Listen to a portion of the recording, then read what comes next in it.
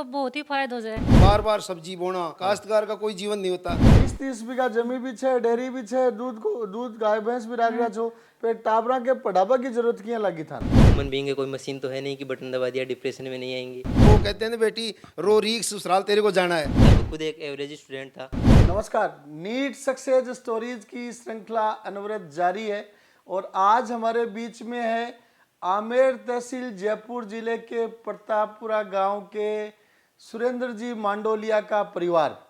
सुरेंद्र जी मांडोलिया यहाँ पे हैं, आपके धर्मपत्नी मोनी देवी जी यहाँ पे हैं और राहुल चौधरी जिसने नीट 2021 में 673 रैंक का स्कोर हासिल करके उत्कृष्ट रैंक हासिल की है। मैं नीट में राहुल की सक्सेस पर आप सभी को बहुत बहुत बधाइयाँ देता हूँ। मैं बताना चाहूँगा कि राहुल ने प्रिंस की राह है कक्षा 10वीं में पकड़ी थी। जेआरएस कैंपस के हॉस्टल में 10वीं में हिंदी मीडियम में रहा, फिर वहाँ से 11वीं 12वीं प्रिंस स्कूल के कैंपस में हिंदी मीडियम साइंस से पढ़ी। 10वीं में 80% प्रिंस में आकर बनाए, 12वीं में साइंस लेके 90% बनाए और उसके बाद स्कूलिंग के बाद पीसीपी ज्वाइन किया, टारगेट कोर्स किया और अब अंक बनाए 673, जो अपने आप में एक मिसाल है। मैं मिलवाना चाहूँगा कि यहाँ सुरेंद्र जी और मोहिनी देवी मैडम है, ये राहुल के चाचा और चाची हैं, मौसा और मौसी हैं, एक ही परिवार है। सुरेंद्र जी 2 भाई हैं और राहुल के मम्मी और चाची दोनों बहनें हैं। परिवार में सुरेंद्र जी डेयरी का काम करते हैं, डेयरी का आपका व्यवसाय है। तो सबसे पहले अपन मोहिनी मैडम से ही शुरुआत करते हैं। राहुल के चाची और मौसी हैं, तो आप सबसे पहले तो बताओ कसोग लाग रहे छे, सापो बांधेड़ा छो आज, कसोग लाग रहे छे। मेरे को बहुत बहुत खुशी हो रही है, इसका अंदाजा भी नहीं है मेरे को इस खुशी का। तो आप कहीं काम करो छो, पहले तो बात बताओ। हम खेती का काम करते हैं और गाय भैंसों का काम करते हैं। हमारे 1.5 कुंटल दूध होता है। 1.5 क्विंटल 150 किलो दूध, सुनने में भी बड़ा लग रहा है। कितने गाय भैंस रख लेते हैं? 15-16 गाय भैंस हैं। तो दूध निकाल वाली वह मशीन भी छे? नहीं, हम खुद दोनों बहनें निकालते हैं। 15-16 गाय भैंस का दूध, एक गाय भैंस के दूध में कितने मिनट लग जाती हैं? 15 मिनट। 15 मिनट। तो ये अपने आप में 8 गाय के लिए 2 घंटा तो सुबह दूध निकालने का, 2 घंटा शाम को दूध निकालने का। 4 घंटे निकालते हैं हम। जी जी, तो बहुत मेहनत करनी पड़ रही है। हम बच्चों के लिए मेहनत करनी पड़ती है, इसमें कोई फर्क नहीं है। मेरे को ऐसे भी नहीं होता है कि हम परेशान हो रहे हैं ऐसे। अब बच्चे जैसे नंबर लाते हैं तो हम बहुत खुशी होती है, उस परेशानी का हमें अंदाजा तो नहीं। जमी कितनी छे ताके? 20-30 बीघा है। 20-30 बीघा जमी भी छे, डेयरी भी छे, दूध गाय भैंस भी राख रहा छो, पे टाबरा के पढ़ाबा की जरूरत किया लगी था? धंधो तो घर को भी ठीक चल रहे थे।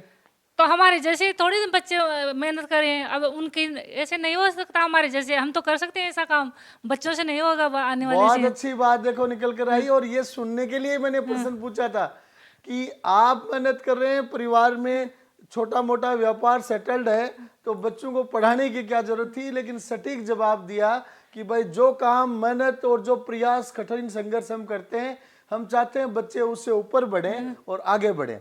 अब हम आते हैं सुरेंद्र जी मांडोलिया की तरफ। सुरेंद्र जी प्रिंस से बहुत लंबे समय से जुड़े हुए हैं और आपके चारों तरफ के भी बच्चे प्रिंस में पढ़ रहे हैं।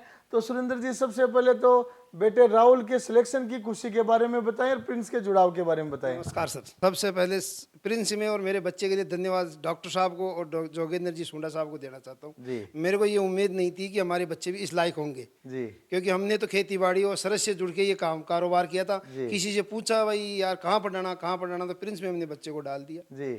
अब बच्चे को यहाँ डालने के बाद अंदाज लगा कि हमारा बच्चा भी डॉक्टर बन सकता है। लोगों ने हमारे को पूछा यार वहाँ क्यों से भेजा, क्यों भेजा, क्या है, इतने पैसे खर्च क्यों कर रहे हो? वो यार हमारे को उम्मीद है भाई हमारा बच्चा भी डॉक्टर बन सकता है। और आपने ठीक उम्मीद लगाई कि 10वीं में जब आता है तो पहली बार में बच्चा 80% बनाता है। हाँ। फिर 12वीं में 90% बनाता है और फिर नीट में 673 अंक बनाता है, बिना फाउंडेशन किया हुआ बच्चा, केवल स्कूलिंग का बच्चा। ठीक है, बहुत अच्छी बात सुरेंद्र जी। तो अगला सवाल आपसे ही है। हाँ सर जी। जयपुर जो जिला है उसके ग्रामीण एरिया में खेतीबाड़ी का खूब अच्छा माहौल रहता है, सब्जियों का भी खूब अच्छा माहौल रहता है, दूध उत्पादन का भी बहुत अच्छा माहौल रहता है। ज्यादा चलता है। तो बच्चों को पढ़ाने का कैसा माहौल रहता है? बिल्कुल अच्छा सर, दूध का, खेती का, सभी लोग वहाँ एक ही चीज में लगे हुए होते हैं, भाई हमारे बच्चों को अच्छी शिक्षा मिले। जी। अच्छी शिक्षा, बार बार सब्जी बोना, काश्तकार का कोई जीवन नहीं होता, लेकिन अपने बच्चे तो चैन पाए ना, आखिर में फट जाएंगे, सुखसंग रहेंगे। अब हम रात दिन वो कहनों को धोना, सफाई करना, डोलिया बोल रहे थे डोलिया, हाँ, डोल, ये ठेकेदारों को डोलिया बोलते हैं, आजकल पढ़े लिखे कैन बोलने लग गए, कैन बोल देना लेकिन उनको डोल बोलते जी। हैं। सुबह 6 बजे जाते हैं, रात को 12 बजे जाते हैं, कोई पता नहीं। जी। और जब ये बच्चे सक्षम हो जाएंगे तो जरूरत भी क्या है इनकी। निश्चित रूप से आज के दिन एजुकेशन बहुत महत्वपूर्ण हिस्सा बन चुका है और ग्रामीण परिवेश में जागरूकता भी बहुत अच्छी बढ़ चुकी है, इसीलिए ग्रामीण परिवेश के बच्चे जगह जगह आगे निकलते जा रहे हैं। अब अगला सवाल राहुल से। राहुल, बहुत अच्छी अचीवमेंट आपकी रही, स्कूलिंग करके जब टारगेट कोर्स में आए, सबसे पहले तो उस समय का अनुभव बताएं, कैसा लग रहा था उस टाइम पे स्कूलिंग से नीट का टारगेट करना? सबसे पहले जब मैं टारगेट कोर्स में आया तो पहले तो बहुत डिफिकल्ट लगता था सब कुछ, कि इतना नहीं हो पाएगा, ह्यूमन बीइंग है, कोई मशीन तो है नहीं कि बटन दबा दिया डिप्रेशन में नहीं आएंगे। डिप्रेशन तो होता है, लेकिन सब कुछ ऑटोमेटिक आने लग जाता है, साइकोलॉजिकल सब कुछ प्रेशर। अपने आप होने लग जाता। शुरुआत में जब मैं टारगेट कोर्स में आया तो बहुत सारी समस्याएं थी, क्वेश्चन समझ में नहीं आते थे, तो टीचर से पूछते थे, वो बताते थे, फिर समझ में नहीं आते थे, फिर पूछते थे, फिर भी टीचर्स बोलते थे कि हम आपको 3 बार नहीं 5 बार बताएंगे। समस्याएं कम होती गई, फिर उसके बाद कॉन्फिडेंस बढ़ने लग गया, नंबर बढ़ने लग गए होंगे टेस्ट नंबर में। बढ़ने लग गए, फिर इंटरेस्ट बढ़ने लग गया, फिर लगने लग गया कि अपन भी कर सकते हैं। जी जी। फिर धीरे धीरे मार्क्स इंक्रीज हुए, फिर उसके बाद आगे बढ़ते गए। बहुत अच्छा। तो राहुल, मेरा अगला सवाल, हॉस्टल में कई साल आप रह लिए, 10वीं में आ गए थे, तो हॉस्टल लाइफ के बारे में आप बताएं, लंबे समय जिया हॉस्टल लाइफ आपने? हॉस्टल में तो ये है कि दोस्तों के साथ आराम से खेलते थे, घूमते थे। पहले आपके साथ भी बास्केटबॉल खेलते थे, तो मेरे साथ बास्केट कब की खेली हुई है? जब 11th-12th में थे तब सुबह 5 बजे खेलते थे आपके साथ भी। बहुत अच्छा, बहुत अच्छा। तो बास्केटबॉल का कितना क्या आपको एक्सपर्टाइज हासिल हो गया? बास्केटबॉल में ऐसा था कि मैं बाहर से 3 शॉट भी मार लेता था आराम से, बहुत बढ़िया तरीके से। तो अब अपन अंतिम दौर के क्वेश्चन की तरफ चलते हैं और सीधा चलते हैं मोहिनी देवी जी के पास। तो थे मानो ढूंढाड़ी में बताओ कि जुड़वा परिवार में थे, दोनों रह रहा छो, दोनों बहना छो, है ने? जुड़वा परिवार में रहबा को कई कई फायदो छे, आ बताओ। जुड़वा परिवार को तो बहुत ही फायदो जी। है। जुड़वा परिवार में यहाँ तो एक जगह बैठ खानो वानो खावा तो भी आनंद आवे, खटे दूसरी जगह जानो जाए तो भी देखा भाई आपा चल रहा तो आज नीचे में काम कर लेसी। जी, पीछे रहवा सारो रहवा सारो छे। काम संभाल लेसी। अरे एकला रहवा। लेकिन आजकल तो शादी ब्याह हुए छे, साल 6 में नहीं हुए छे, अलग रहवे छे, बाकी कई कई समस्या हो छे आगे। बाकी तो हर चीज की समस्या है। खटे जावे तो भी परेशानी ले, माँ का हो, माँ का काम करवाता नहीं, कोई को ने बिया को ने तो दूसरो जाए गुण बाहर का निकल ही कोनी पावे छे। बारह को निकल पावे। पण होटल में खानो खावा तो बहुत निकले छे वे। बहुत मजा को तो एक तो परिवार में बैठ खानो खाओ वाला आनंद वालो, और बी परिवार बिया तो होटल में खानो खाओ, पैसा उड़ाओ और काई से मतलब बस हो तो कि। अंतिम सवाल की तरफ फिर आगे बढ़ता हूँ, सुरेंद्र जी मांडोलिया की तरफ। सुरेंद्र जी, आप व्यवसाय भी करते हैं, चारों तरफ आपकी बहुत अच्छी जान पहचान भी है, चारों तरफ से कैसा माहौल है? बधाइयाँ बधाइयाँ कैसी मिल रही हैं बताओ। बहुत खुशी का माहौल है सर, और चारों तरफ से बार बार फोन आ रहे हैं, लोग यही पूछ रहे हैं यार बच्चे को कहाँ से शिक्षा दिलाई। यहाँ थोड़ा सम्मान भी ज्यादा बढ़ रहा है आजकल लोगों के बीच में। बिल्कुल बिल्कुल साहब, मिलवा आवाज जुलवाड़ा। का थोड़ा महत्व दीजिए कि यहाँ को टाबर डॉक्टर बने छे। बिल्कुल सर, बिल्कुल नहीं, पहले लोग ये पूछते थे यार काई पढ़ रहे हो, हाँ। काई कर रहे हो, अब डॉक्टर बन गया, अरे यार बहुत खुशी हुई, माने भी बहुत खुशी क्योंकि हुई, कैरियर सेट हो रहा है। कैरियर सेट हो रहा है और पैसे का भी तुम्हारा मजा अब आया है। जी जी जी। तो सब लोग आप चारों तरफ और से देखो, एजुकेशन में लंबी एजुकेशन करानी पड़ती है और फिर सक्सेस मिलती है। और बच्चों को भी हमने तो एक ही शिक्षा दी, बेटे पढ़ना वहीं से। वो कहते हैं ना बेटी रो रीख ससुराल तेरे को जाना जी। है, बच्चों को ये कहा बेटा कैसा भी कर पढ़ना प्रिंस ही है तेरे जी, जी। को। सेकंड वाले बच्चे को भी हमने यही शिक्षा दे रखी है, बेटा बड़े वाला बन गया तेरे को भी प्रिंस ही निसरना है। बिल्कुल। और प्रिंस का सर हमारे को बहुत अच्छा सहयोग रहा। बहुत बढ़िया। अब लास्ट क्वेश्चन राहुल से।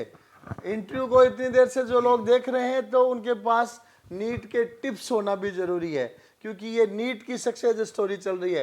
तो राहुल बताएं कि नीट में सक्सेस के लिए बच्चों को किन किन चीजों पे सबसे ज्यादा ध्यान देना चाहिए? नीट में सक्सेस के लिए सबसे इम्पोर्टेंट है एनसीईआरटी। जी एनसीईआरटी में एक तरीके से गागर से सागर बनना जी। है। जैसे में एनसीईआरटी में कोई 4 पेज होते हैं, एक चैप्टर के 4 पेज है, और वही मैं सीट से पढ़ता था, उसके 16 पेज होते थे। तो पहले मैं 16 पेज पढ़ता था क्योंकि वो 4 पेज समझ में नहीं आते थे ऐसे।